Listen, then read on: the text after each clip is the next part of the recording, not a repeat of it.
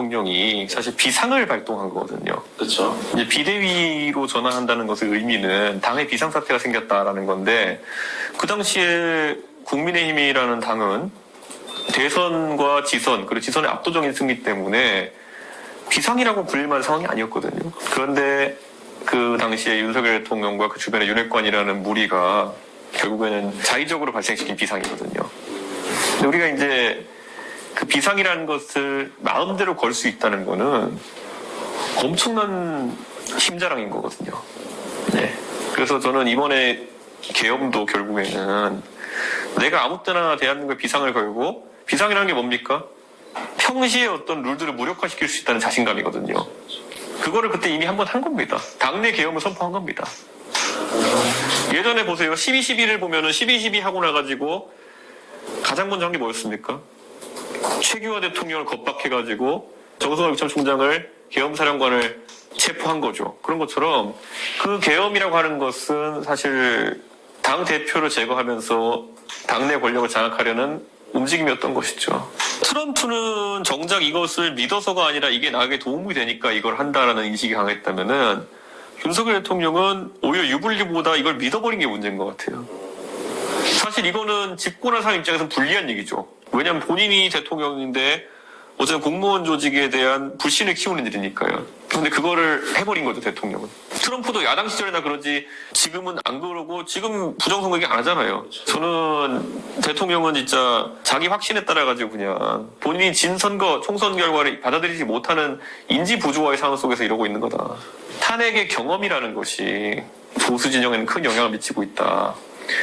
예전에 탄핵을 통해 가지고 박근혜 대통령이 물러나고 바로 대선을 치렀을 때 결국 문재인 정부가 탄생했지만은 그 결과가 좋지 않았다. 그거를 이제 많이 느끼고 있기 때문에 어쨌든 탄핵 대선은 나가야 된다 또는 지연시켜야 된다 라는 논리가 작동하는 게 아닌가.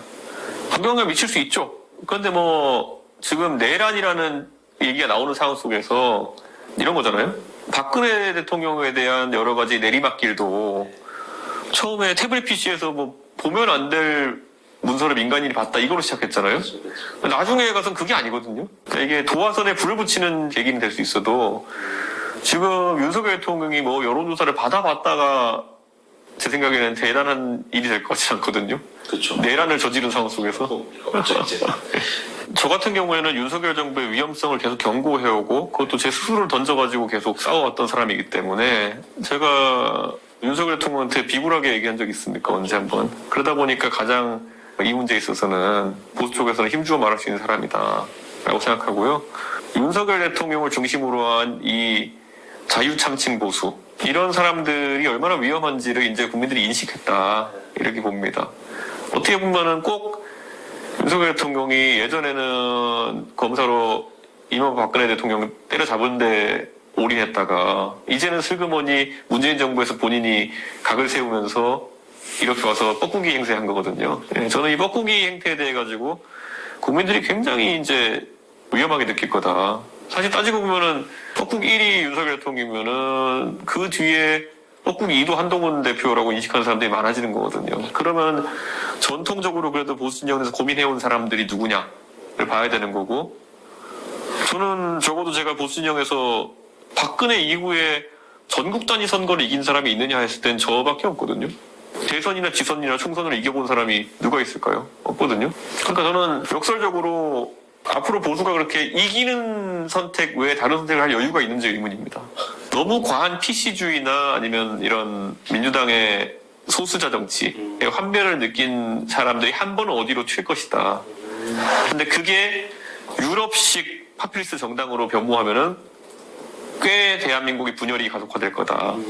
이런 얘기를 했어요. 뭐 일부는 유럽식 극우 정당이라고 얘기하지만 저는 그렇게까지는 좀 아니라고 유럽식 파퓰리스트 정당들이 나올 수 있다 보거든요. 근데 그게 오히려 위험하기 때문에 그 당시에 국민의힘이라는 정당의 틀 내에서 이걸 품을 수 있냐가 굉장히 중요할 것이다.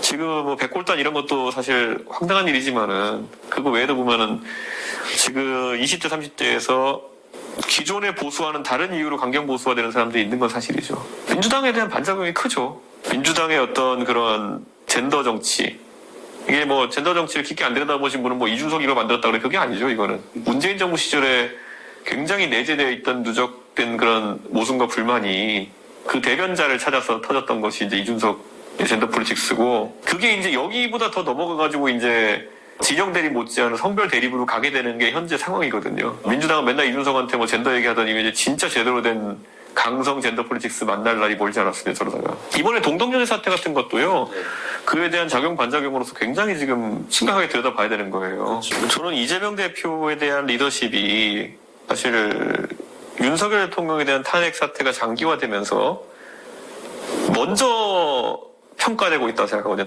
근데 만약에 지금 뭐 최근의 조사에서는 한 양자 대결을 이재명 후보가 보수 여러 주자군과 붙여봤을 때 최소 격차인 경우 한 10번 정도 차이 나는 걸로 보이는데, 이게 이재명 대표가 뒤집히는 결과가 하나라도 나온다면은 범민주당 진영에서 이재명 대표에 대한 질책이 아주 강해질 거다. 탄핵 대선에서도 믿을 정도면은 너는 사람이냐 뭐 이런 식으로 나올 거예요, 보면은.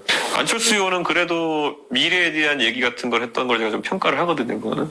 그래서 저는 대동소이라면은 저는 고민을 나눌 수 있지 않을까라는 생각을 하고요. 근데 이게 대이소이일 수도 있어요, 실제 길게 얘기해보면은. 아직 확인도 안 해봤어요. 네. 근데 외견상을 보기엔 저는 대동소이로 나올 거라고 봅니다. 근데 오세훈, 홍준표 이 두 분은요, 저랑 뭐 워낙 친소관계가 있기 때문에, 예, 그리고 같이 뭐 일해본 경우도 많고 그러다 보니까 이분들은 또 생각을 너무 잘 알아요, 제가.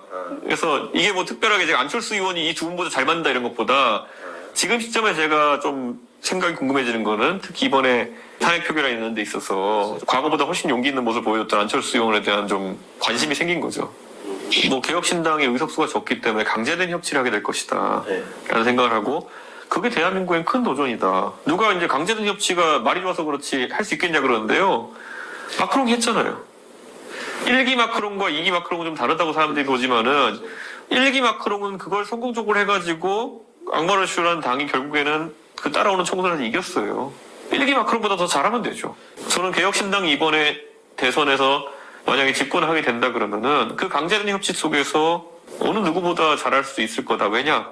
개혁신당은 지금까지 우리 당원들도 그렇고 정치의 전면에 논리나 이런 것들을, 이성적인 면을 굉장히 강조해왔던 당이거든요. 저희가 패싸움이나 이런 것보다는 오히려 항상 논리 따지고 앉아있는 그런 정당인데, 지금도 보세요. 지금도 허은하 대표가 뭐 한다 해가지고 저희가 뭐 연판장을 써대고 무슨 뭐 그런 거 안 하잖아요. 그냥 절차가 있으면 그냥 그래 당원 소환이나 하고 이렇게 하자, 이렇게 그냥 가는 거잖아요.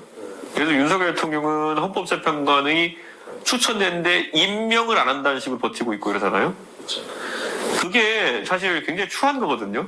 그런데 그것이 본인이 옳다 생각하는 안 하고 생각하는 그걸 버티는 건 추한 거고, 이재명 대표도 지금 변호인을 못 찾아가지고 국가에서 이제 국선 변호인을 지정해주는 추태까지 이제 갔잖아요.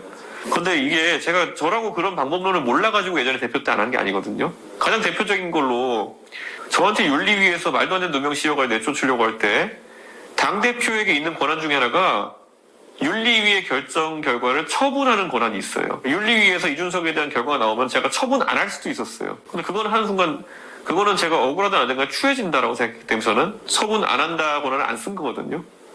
근데 그게 이런 거예요. 윤석열과 이재명은 본인에게 그런 권한이 조금이라도 있으면은 자기 지키기 또는 와이프 지키기 다 써먹는 거고, 저는 그거를 내가 만약에 그런 추태로 제가 대응했을 때 그거는 당이 웃음거리가 되고 그냥 말 그대로 개인도 웃음거리가 되는 상황이 온다는 걸 인지하기 때문에 그렇게 안 했던 거거든요. 제가 만약에 국가를 운영하게 된다면은 전 저거 대한민국이 그렇게 염치 없어 보이는 모양새로는 운영 안 할 겁니다. 원래 20년 전으로 돌아가면 제일 싸가지 없는 게 노무현 아니었나요? 근데 그게 사실 지금 와서는 어떤 의미로 쓰였던 것인지에 대해서 사람들이 다른 평가를 하는 거고, 제가 무슨 뭐 국회에서 상임위 활동하면서 명패를 던졌습니까? 사실 전두환 대통령에 못지않은 저는 대한민국의 추태를 보인 사람이 지금 그렇죠. 윤석열 대통령 생각하는데, 제가 윤석열 대통령 앞에서 명패를 던졌습니까? 이 싸가지 없음의 반대말이 사실 착함이냐 아니거든요. 저는 싸가지 없음의 반대말은 정치권에서는 비겁함입니다. 뭔가 잘못된 일이 있을 때 거기에 대해 가지고 제가 외치는 게 반대말은 잘못을 보고도 묵인하는 비겁함이거든요. 나에게 올 수 있는 불이익 때문에 그렇게 하는 거거든요. 제가 국민의힘 당대표가 되면서 이미 시대교체, 세대교체의 물꼬가 트여졌었다 생각했거든요. 그런데 제가 탄원서에 썼던 것처럼 결국 윤석열이라는 사람이 신구무천과 짓밟은 거죠. 그때 만약에 그 그 기조를 이어가가지고 국민의힘이나 보수정당이 계속 개혁을 해나갔다고 한다면은 이번 총선에서 180석을 거꾸로 국민의힘에 있을 수도 있을걸요? 그럼 그거에 따라가지고 민주당도 거기에 맞춰서 젊어지고 변하지 않을 수 없었을 테고 이재명이라는 사람은 퇴출됐을 거고 맞아요. 180석을 당했으면 거꾸로. 그러면 정치가 한 단계 양쪽에서 다 업그레이드되는 계기가 될 수 있었는데 다 역사의 과정이지만은 저는 지금도 어쩌면 늦지 않았다. 지금도 대한민국이 이재명과 윤석열이라는 그 답 없는 킬러 문항 같은 투표지를 받아들고 이렇게 고민할 게 아니라 아예 불판 갈아버리는 선택을 해야지만이 제일 빠르게 발전한 거 아닐까라는 고민을 해봅니다. 예.